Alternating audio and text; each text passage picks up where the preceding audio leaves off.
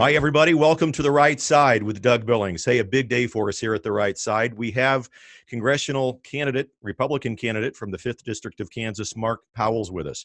Before we get to the interview, let me encourage you to subscribe to us on all of the podcast platforms in America. We are on all of them, whether it's Apple Podcast, Google Podcast, iHeartRadio, Spotify, Stitcher, you name it, we are out there. I would appreciate you heading over to your favorite podcast platform, find The Right Side with Doug Billings, and subscribe to us.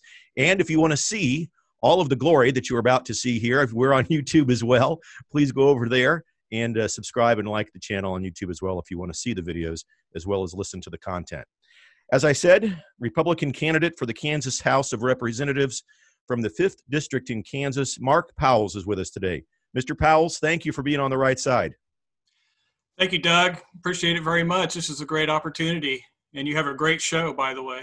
I appreciate you saying that, Mark. Thank you. We had a chance to chat a bit on the phone, and I want to touch on a few points of the campaign and the issues within the 5th District of Kansas. You know, that 5th District, and you can correct me if I'm wrong, but Osawatomie, Garnett, cities like that. What other cities and so forth of note would be in the 5th District for the viewers that are listening outside of the 5th District? Well, pretty close to the lower middle portion is, of course, the county seat of Anderson County. That's where I live. To the southwest, we've got West Valley, we've got Welda. The upper tip of Kincaid, Kansas, we've got Colony. Over to the southeast, we've got Pleasanton, we've got Centerville. Those are the smaller townships. And then you have Rantoul up through the middle. And then you have Richmond, lower part of Osawatomie, and then you have Princeton area. Okay. And then way up in the tip, you've got Wellsville. Very good. Where my opponent is. Okay. I noticed on your website you were in the Army from 1979 to 2007. Thank you for your service. Appreciate that. You're welcome. Well, Didn't have to shoot anybody, and I was not shot at, but I was for support. Takes all that we need everyone, and then we appreciate the support. I want to get into the questions though about your candidacy and some of the things that are of concern to the people in Kansas, especially the 5th District. I know that you were once an independent, and now you're a Republican. You've come over to the right side, as I like to say, pun intended. With regards to your views, your philosophies, and your opinions about constitutionalism, it appears as if members of both parties really have lost sight of, the purest aspects of constitutionalism. What do you think about that? Well, I agree with that. I think the two-party paradigm has actually been very destructive, and I can't quote word for word George Washington's farewell address. I think people need to look that up. It's not that long, but there's a section in there where he speaks about the two-party paradigm. What actually, the guy was prolific. He predicted the future. So we've got these tribes, and it can cause problems if you don't have the right kind of people in there. It also makes it possible for operatives to work inside a party and disrupt things and create chaos. I was an independent for most of my adult voting life, because of that, because I didn't feel comfortable with what the parties were doing. I felt like they were destructive, just like George Washington described. And that's a shame. Well, recently, I've been studying the U.S. Constitution mainly because I felt like we needed a lot of restoration in that area. It's just off the charts what's happening. Yeah. And recently, our state was beginning to take a turn that direction. So I was debating people on social media. Sometimes they were conservatives, but mostly they were to the left. And some people found me on social media and suggested that I run for office. And then talking to people, about the Constitution, they said, well, you should run for office. It sounded to me like people were thirsty for the government to obey their oath of office. So for sure. They finally talked me into it. I did not want to go to the right side because of the small element of people that may not agree with the solid constitutional conservatives that are in there. but I felt that it was my duty to go ahead and make the switch. It didn't really matter what my belief was at that time. We needed to fix problems, and the Republican, conservative, constitutional element in that party is where I wanted to be. Excellent. Okay, I appreciate knowing that. Thank you. What about with regards to, I think one of the hottest issues that we have in Kansas and in the country for that matter is, of course, as it relates to COVID-19, our schools. The closure of the schools last year, now the delay of opening schools in the state of Kansas. I am continually speaking with people who are amazed at the governor's one-size-fits-all approach to this. There are so many counties within the state of Kansas, within the country, that have not been affected by COVID-19, yet they're forced and mandated to close and to, wear the masks and all of that. And I don't want to get into a debate whether or not the masks are effective. I'm more interested in your opinion about the schools, about the control of this governor. How do we get a grip on her? How do we control her actions? And I can tell you that as I talk to the people in Kansas, I don't know if there's any issue that's above this one. I mean, as far as importance, the schooling of their children. We've interviewed high school students on this program, and I've got to tell you, if it's not 100%, it's got to be darn close. Almost all of the kids want to go back to school. Mm-hmm. Yeah, I did. When I was canvassing up north a little ways, I did come across some kids that were hanging out, and I asked them, "So are you ready to go back to school?" And two of them said no. But I do know I have two children, two daughters. One is in college. She wants to go back. She wants to get back to work. These are hardworking kids. My youngest is going to finish her senior year in high school. She doesn't want to go through this, but she wants to get back to school.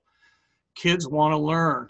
Teachers want to get back and work. My wife is a music teacher in our district here. She wants to go back. She did not want to get shoved out of her job.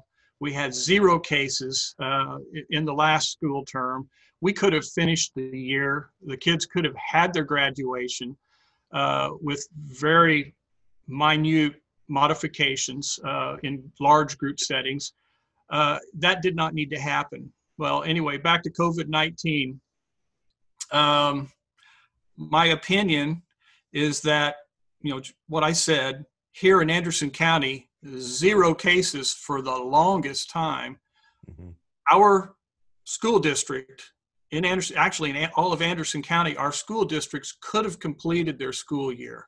This was a knee-jerk, impulsive, agenda-driven, I'm going to go ahead and say that, this was an agenda-driven set of orders. I was angry with our legislators, and I understand it's a hard job. They were caught off guard. Mm-hmm. But if you adhere to the Constitution, the state Constitution, it should not have been a problem, because it states there in Article 2, Section 1, very first thing for our legislators to obey is that all legislative powers shall, and that word shall, it means a lot in our U.S. Constitution and our state, shall be vested in the legislative body. That should have taken care of it. Yet we tend to write statutes that pull us away from our constitutions. I call it circumventing away from what restrains, what limits, what defines what our government can and cannot do. Mm-hmm. I'm sorry, people need to learn their constitutions before you get in there and serve. Yep. Yeah, preaching to the choir here. Mark, I agree completely, and far too many of us out there don't. Yep. What about? Go ahead. I was just going to say, with regards to the agenda, the governor clearly, when the legislative body is out of session, she can do almost anything. When they're in session, have you given any thought to specifics about what the legislature can do to get a grip on her actions and control or limit, change her actions? Boy, that's a really good question. Yeah. You've got some good questions. That's what I like about your show. You're going to get the information out. Here's my personal belief. Yep. Yeah, we serve 90 days in session. That's our active duty time. Mm-hmm. But once a legislator, always a legislator. When we're out doing our jobs, whatever, the legislators still need to be on top of this. And I'm going to have to look at it very carefully in our state's constitution, but I want to find out exactly what the answer to your question is. Mm-hmm. Do the legislators still have their legislative authority in or out of session? Mm-hmm.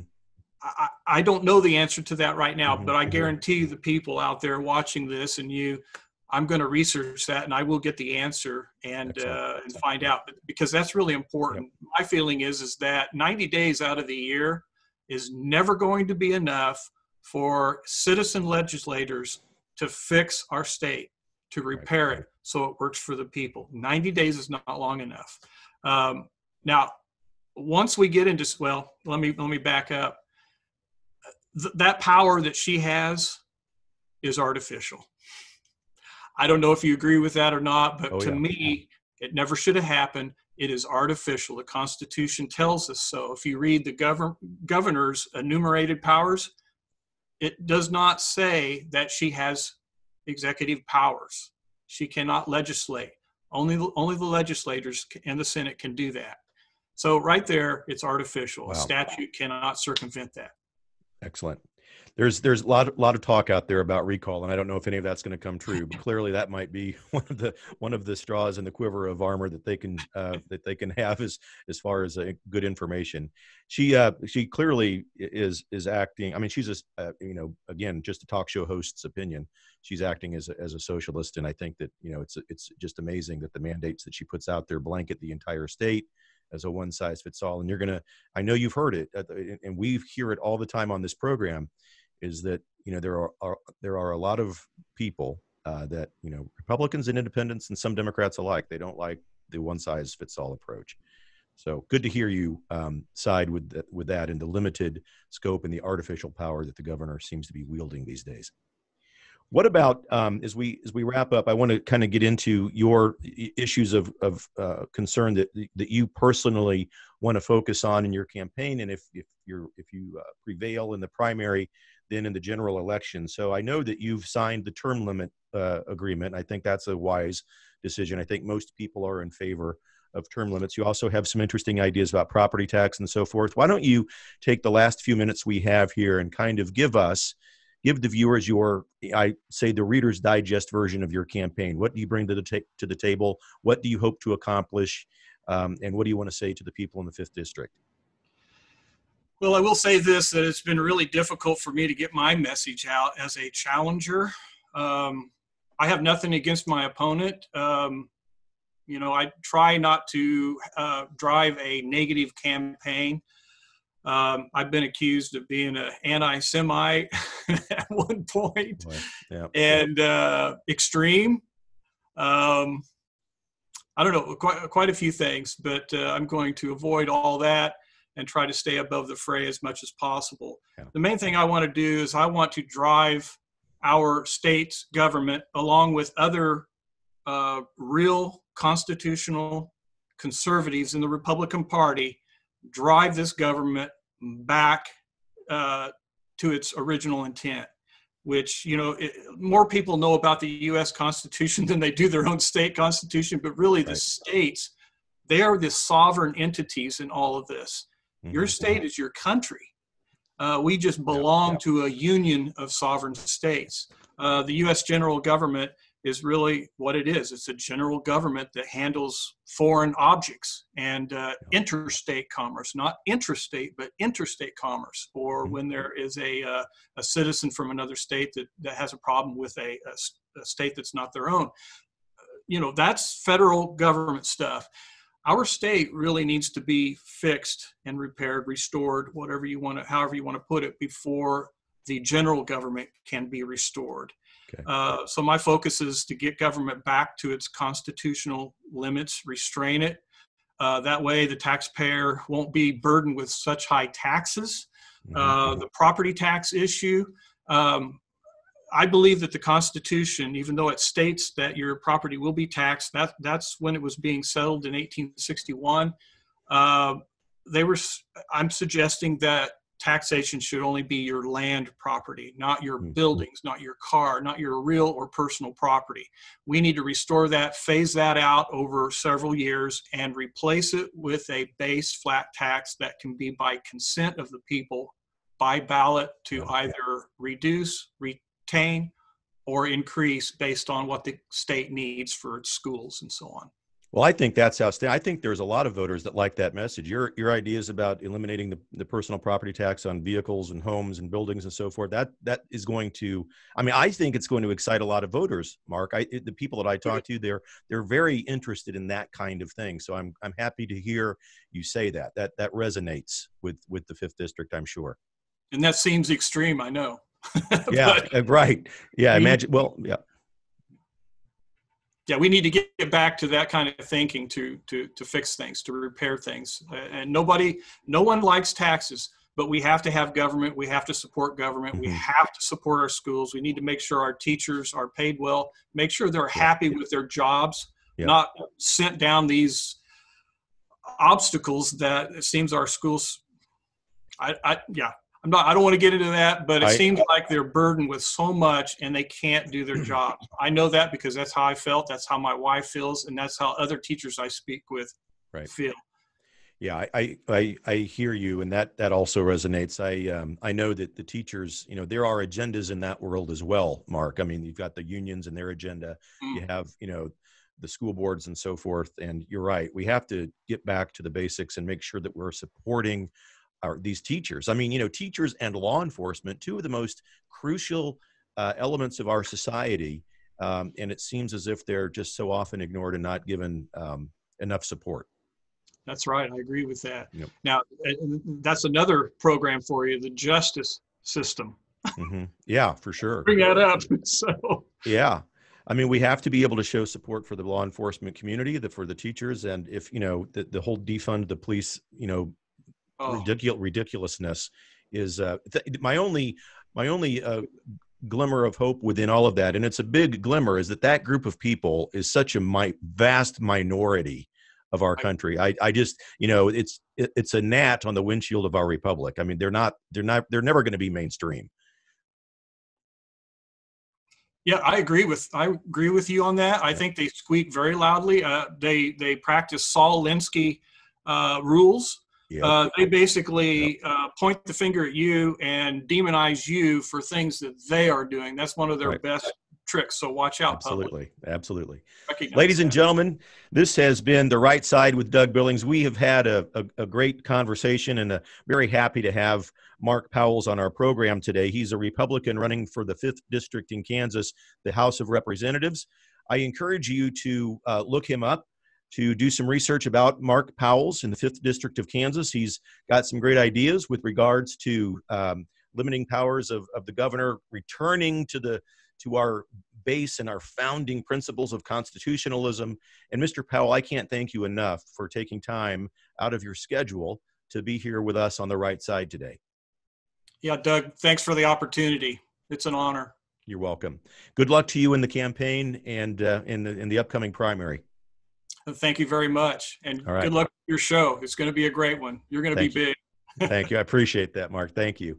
Ladies and gentlemen, thanks for watching us here. This is Doug Billings. May God continue to bless you, and may he continue to bless and guide the United States of America. Good day. Hi, everybody. This is Doug Billings from The Right Side. Thanks for watching and listening every day on our podcast. We appreciate it. I want to say a special shout out to a friend of the show. He goes by the name of Commander's Artist, the Commander's Artist. On Twitter, you can find him at TheRealMadDog58, ladies and gentlemen. That's at TheRealMadDog58. His website, www.thecommandersartist.com. www.thecommandersartist.com. He's created the brand new logo that we use in front and in back of every episode of The Right Side with Doug Billings. You can see it, ironically enough, right over my right shoulder here on the back wall here in the studio. The Right Side with Doug Billings. Also, right next to that one, that beautiful portrait of President Trump. Isn't that a beauty? That one's called Behold My Chosen Leader. The artwork is phenomenal. His patriotism is outstanding. The Commander's Artist, a friend of the show. We're going to give him a shout out. You need to follow him. Go to the website, thecommandersartist.com. Check it out. You'll want to order something for yourself today. He's phenomenal, a great friend of the show. Commander's Artist, cheers, and thank you very much for everything you've done for us here on the right side. God bless, and God bless America. Thanks, everybody. Good night.